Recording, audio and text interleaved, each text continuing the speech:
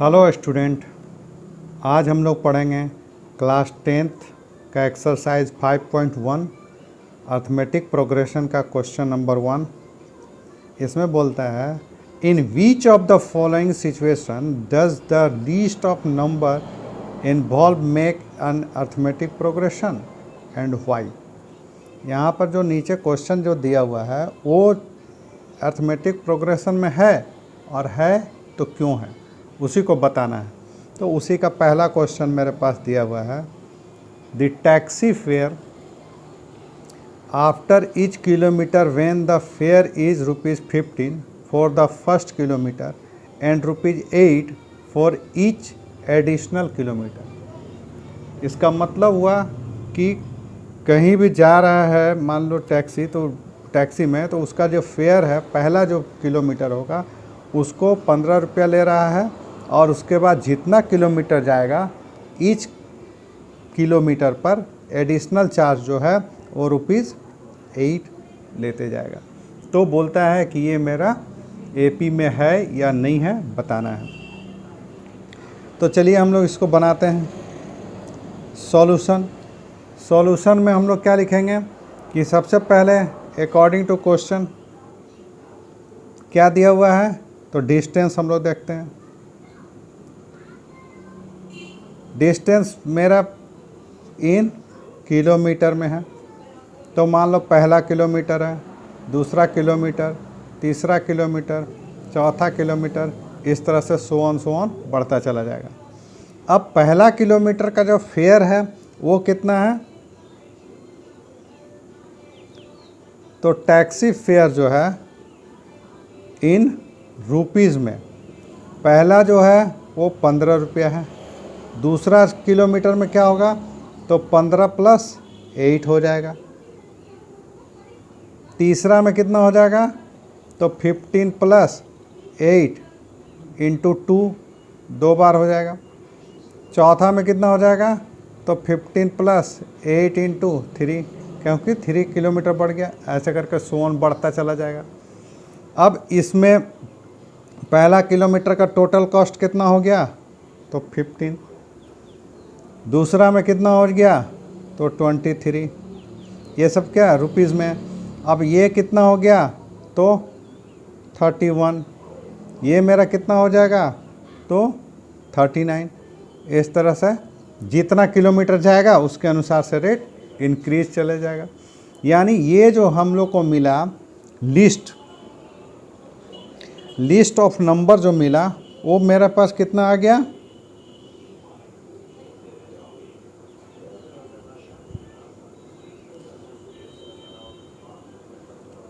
15, 23, 31 और 39 ये। अब ये देखो, ये मेरा क्या है, हम लोग का सीक्वेंस है, असेंडिंग ऑर्डर में है। अब इसको चेक करना है कि ये अर्थमेटिक मीन है या अर्थमेटिक प्रोग्रेशन है या नहीं है। तो अर्थमेटिक प्रोग्रेशन के लिए हम लोग क्या करते हैं, इसका डिफरेंस को जांचते हैं। तो ये मेरा फर्स्ट टर्म कहलाता है, ये सेकंड टर्म कहलाता है, ये third term, fourth term, so on. तो हम लोग का जांच करने का तरीका क्या है कि अगर सेकंड टर्म से यानी A2 - A1 निकालेंगे तो मेरे पास आएगा 23 - 15 = 8। फिर थर्ड टर्म से सेकंड टर्म अगर माइनस करके देखते हैं तो मेरे पास आ रहा है 31 - 23, तो ये भी मेरा कितना हो जाएगा, 8। फिर एक और चेक कर लेते हैं, A4 और A3, तो हम लोग का कितना हो जाएगा, 39 - 31 = 8। यानी ये जो आ रहा है वो मेरा क्या है, इक्वल आ रहा है। इसको हम लोग बोलते हैं कॉमन डिफरेंस।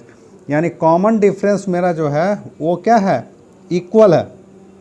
तो हम लोग लिख सकते हैं कि A2 - A1 = A3 - A2 = A4 - A3, so on.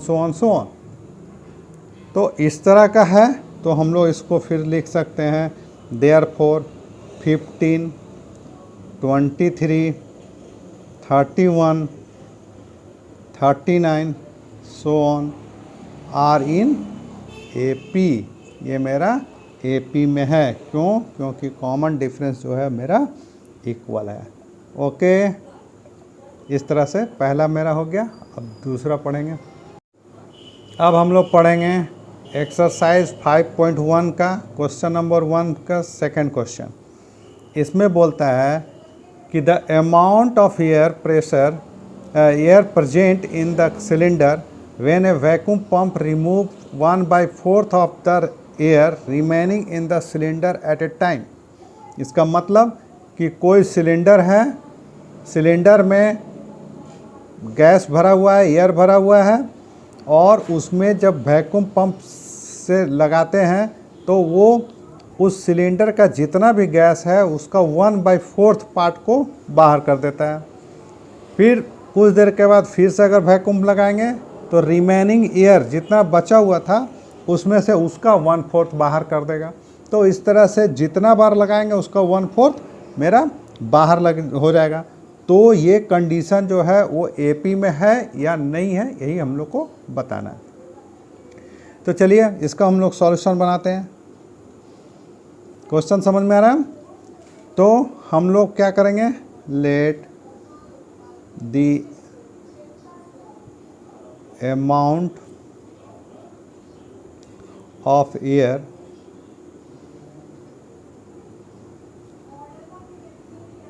present in the cylinder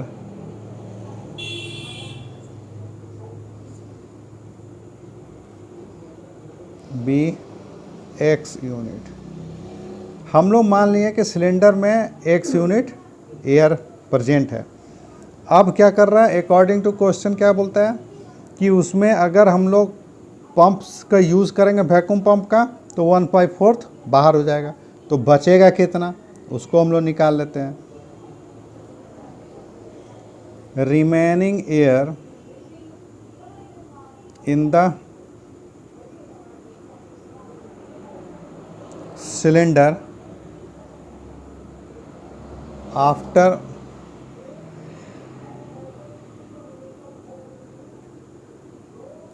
using vacuum pump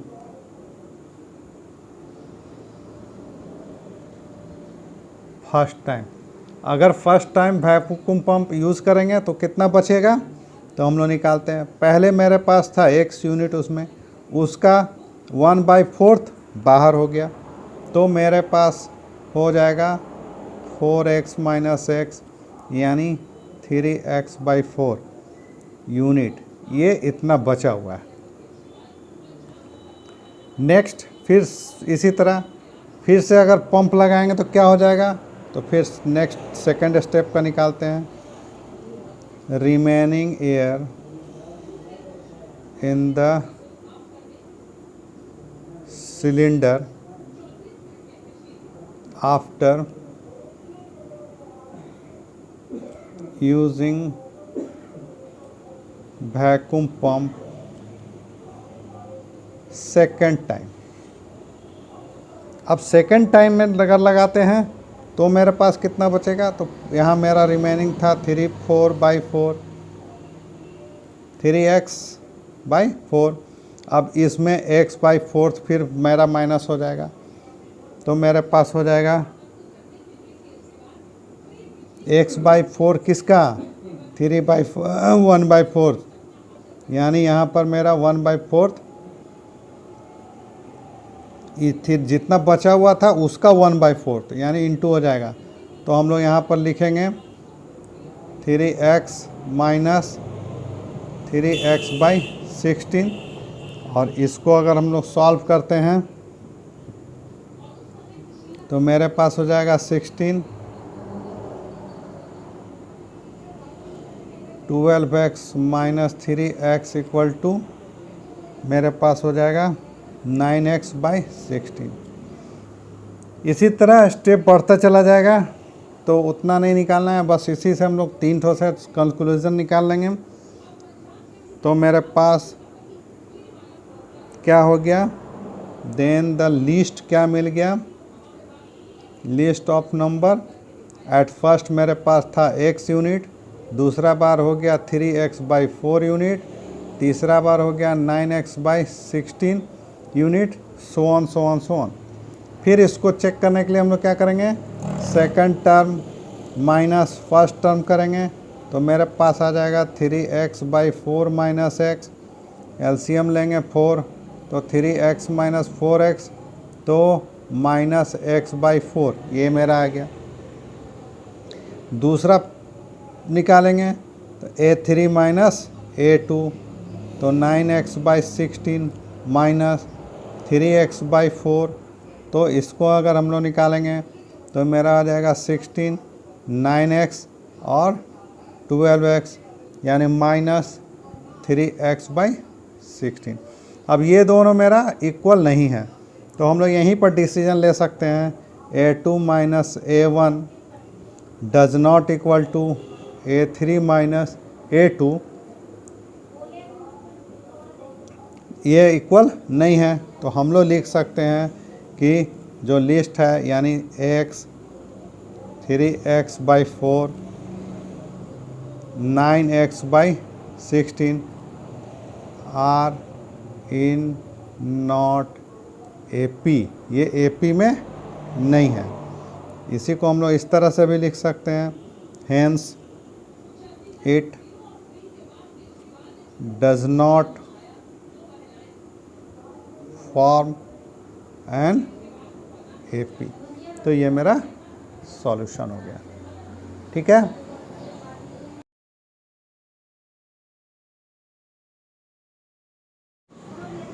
अब हम लोग पढ़ेंगे एक्सरसाइज 5.1 का क्वेश्चन नंबर 3। इसमें बोलता है the cost of digging a well after every metre of the digging when it cost is 150 for the first metre and rises by the 50 for each subsequent metre.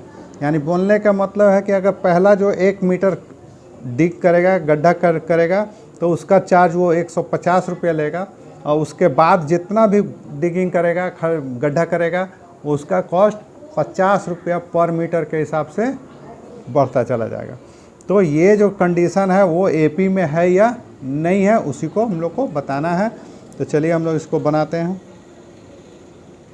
Solution. अब according to question क्या बोल रहा है, तो बोलता है कि cost of digging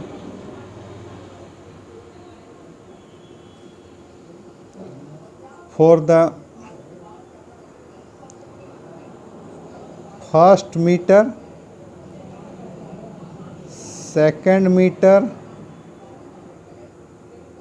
third metre, fourth metre, so on respectively कितना होगा, रिस्पेक्टिवली कॉस्ट कितना होगा। तो फर्स्ट मीटर का कॉस्ट वो 150 रुपया लिया, दूसरा कितना लिया, तो 150 प्लस 50 रुपया इंक्रीज़ कर दिया। थर्ड में कितना कॉस्ट हो गया, तो 15 × 2। फोर्थ में कितना हो जाएगा, तो 150 प्लस 15 × 3, इस तरह से इंक्रीज करता चला जाएगा। तो मेरे पास कितना हो गया 150, यहाँ पर कितना हो गया 200, यहाँ पर कितना हो गया 250, यहाँ पर कितना हो गया 300, इस तरह से इंक्रीज कर गया।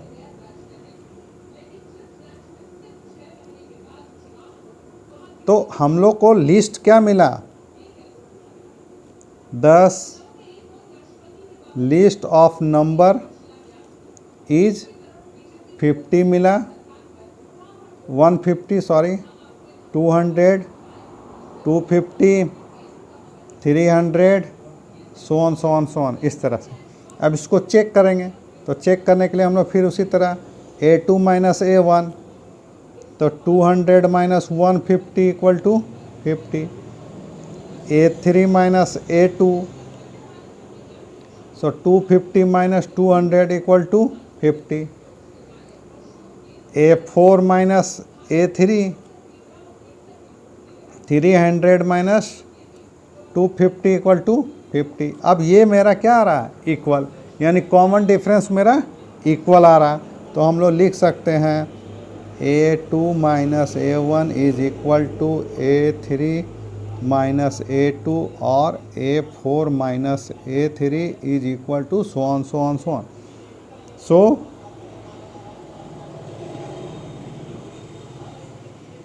it is form of AP.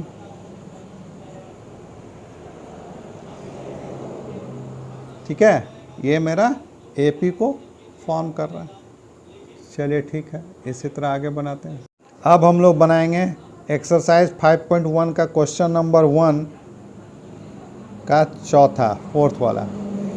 बोलता है the amount of money in the account every year when rupees 10,000 is deposited at compound interest at 8% per annum. यानी उसके पास 10,000 रुपया था और डिपॉजिट किया और 8% पर एनम के अनुसार से इंटरेस्ट कंपाउंडेड इंक्रीज़ कर रहा. तो ये जो सिचुएशन है वो एपी में है या नहीं है, इसी को हम लोग को बताना है. तो चलिए इसको भी बनाते हैं हम लोग.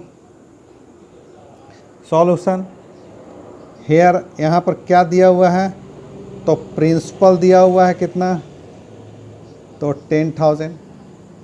रेट ऑफ इंटरेस्ट कितना दिया हुआ है, 8% per annum.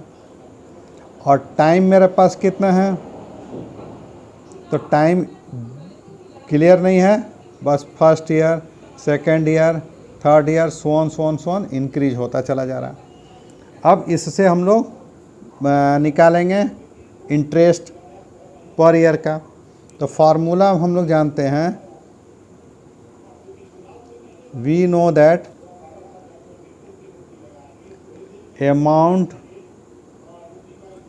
Amount equal to होता है principal 1 plus rate by 100 power में t. ये मेरा कंपाउंड इंटरेस्ट का फार्मूला हो गया. तो इसी तरह अब हम लोग निकालेंगे फर्स्ट ईयर का, निकालते हैं. Now amount in first year. तो फर्स्ट ईयर का अमाउंट कितना हो जाएगा, तो मेरे पास प्रिंसिपल दिया हुआ है 10,000, 1 प्लस 8/100 और ये मेरा टाइम 1 ईयर के लिए है. तो इसको सॉल्व करेंगे तो मेरे पास हो जाएगा 10,000 इंटू 108/100 कैंसिल कर देंगे तो मेरे पास हो गया 10800. ये इतना आ गया. इसी तरह सेकेंड ईयर का निकालते हैं.